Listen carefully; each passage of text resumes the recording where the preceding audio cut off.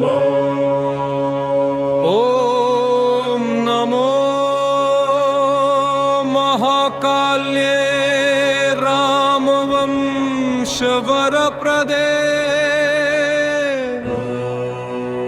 दशानन विनाशिन्ये धर्मरक्षा परायणे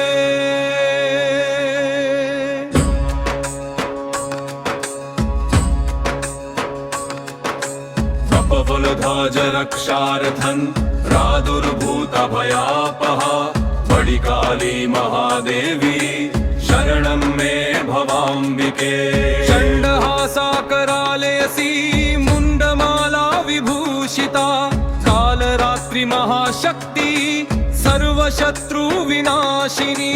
रामस्य लङ्काया त्वया धर्मः प्रतिष्ठितः तथा मम गृहे देवी कुरु रक्षा निरन्तरां तन्त्रमन्त्रभयातीतां ग्रहदोष निवारिणी।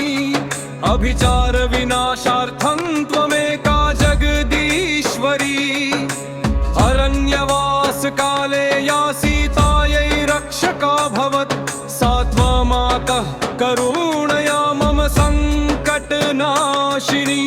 रम्नालेखरञ्जनो भक्त रामार्गपरायणः त्वत्पाद सेवया देवी सर्वदुःखात्रमुच्यताम्। रोगशोकभयदारिद्र्य दुष्टदृष्टिविनाशिनी कवचं मे भवेद् देवी त्वदीय सर्वदा शुभम्।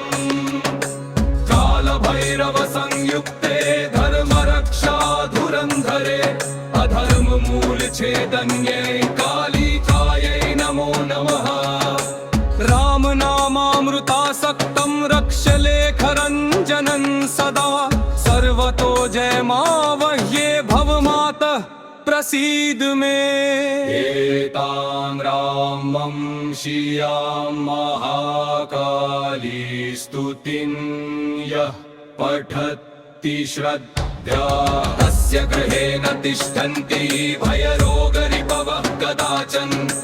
तस्य गृहे न तिष्ठन्ति भयरोगरिपवः कदाचन।